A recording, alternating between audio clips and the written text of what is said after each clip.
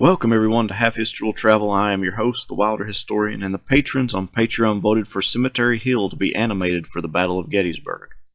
It is probably one of the least talked about segments of the battle, mainly because Culp's Hill in that same sector overshadows the fighting that occurred there. I am pleased to show you a pivotal moment that many people pass over in their discussions of the incredible battle.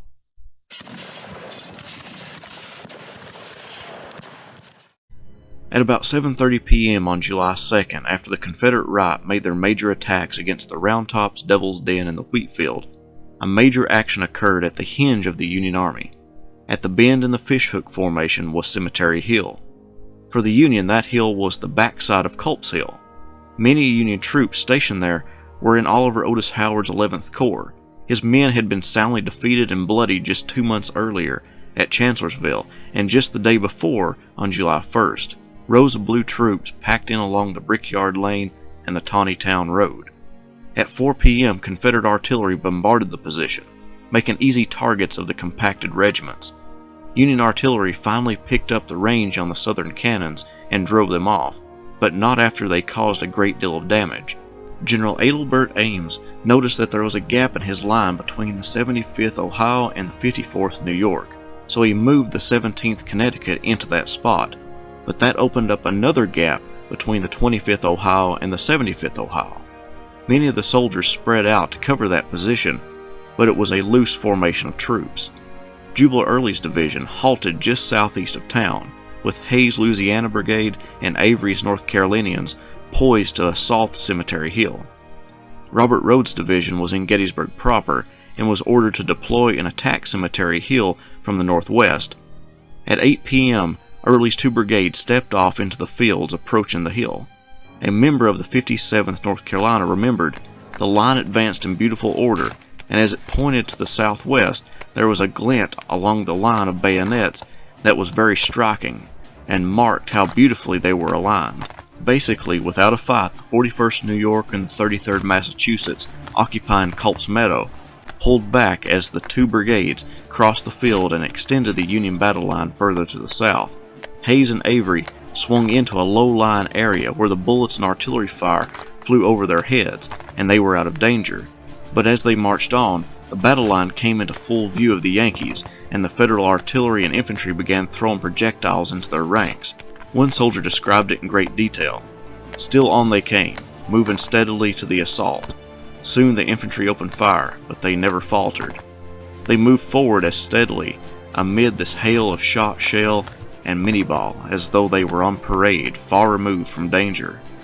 Union commanders in this sector were cognizant that the men under them had received a thrashing the day before, and some regiments could barely field 100 effectives.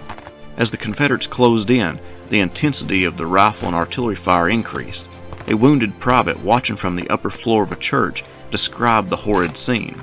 Heads, arms, and legs flying amid the dust and smoke, it reminded me much of a wagon laid of pumpkins, drawn up on a hill and the end gate coming out, and the pumpkins rolling and bounding down the hill. Avery's brigade took the brunt of the fire. Hayes explained the reason as the darkness and smoke obscured their movements. Despite the lead and iron smashing into their ranks, the two brigades slammed into the Union line. The enemy did not want to leave. With bayonets and club guns, we drove them back. The Louisianians had found the thinly guarded gap in the battle line and exploited it, busting through and sending many enemy regiments back in the process. A sergeant in the 25th Ohio recalled that the Confederates put their big feet on the stone wall and went over like deer, over the heads of the whole regiment, the grade being steep and the wall no more than 20 inches high. The Union line was wavering and took an even bigger hit when Avery's men made contact with the blue line. The bloodied and demoralized 54th and 68th New York broke first, reportedly without firing a shot. On the Union right, portions of the 41st New York made for the rear, but the majority of the unit and the 33rd Massachusetts held firm. As the North Carolinians approached, the men of the 33rd were ordered to fix bayonets in preparation for the approaching 57th North Carolina. To the Union right, 6 artillery pieces opened up a destructive canister fire that nearly destroyed the 57th. It would not re-enter the fight. The pressure administered by the Southern troops significantly broke the ranks of many of the regiments, and the fighting got even more intense as soldiers shot blindly in the darkness, using the muzzle flashes from their previous volley to know the location of the enemy. Many soldiers resolved to fight hand to hand. Artillerists used their implements to fight back the Confederates. One of Hayes's men threw himself in front of a cannon muzzle, exclaiming, "I take command of this gun." A German artilleryman yelled, "Du sollst sie haben," and pulled the lanyard, blowing apart the man from Louisiana and turning his body into a red mist. The 75th Ohio and 17th Connecticut stood firm, while the Confederates rushed in all around them. Rhodes' division moved out of the town and toward Cemetery Hill. All the while Avery and Hayes's men fought desperately to hold the ground they had just captured. A lull passed over the hill, and an eerie silence crept through the ranks. Neither Union nor Confederate could see their enemy. It was pitch black. Each side took stock of their ranks and listened, the Confederates hoping to hear reinforcements arriving. They did hear the shuffling of feet, thinking it may be Rhodes's division or Gordon's brigade coming up from reserve. They waited. Then a volley tore into their ranks. Hayes was not convinced that it wasn't friendly fire. Another volley brought down more men, and still Hayes would not let his men respond. Finally, a third volley signaled to Hayes that it was the enemy in front, and a quick firefight ensued. Rhodes's men never made it to Cemetery Hill. They decided they could not help the attack and turned back. The 14th Indiana, 7th West Virginia, and 4th Ohio, moving into position, were the sounds that Hayes and Avery's men heard.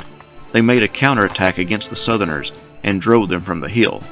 One of the casualties was Colonel Isaac Avery, who rode a conspicuous white horse. He and his horse was shot, the animal pinning him on the ground.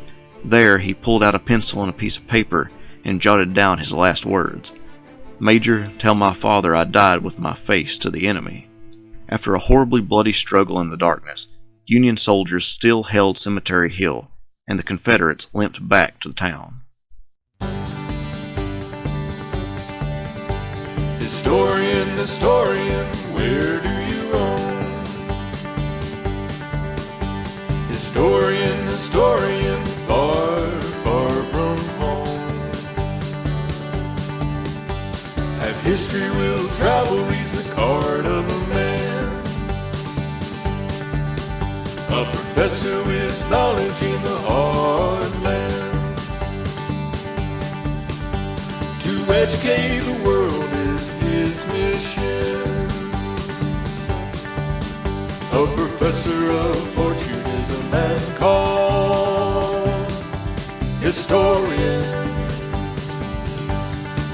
Historian.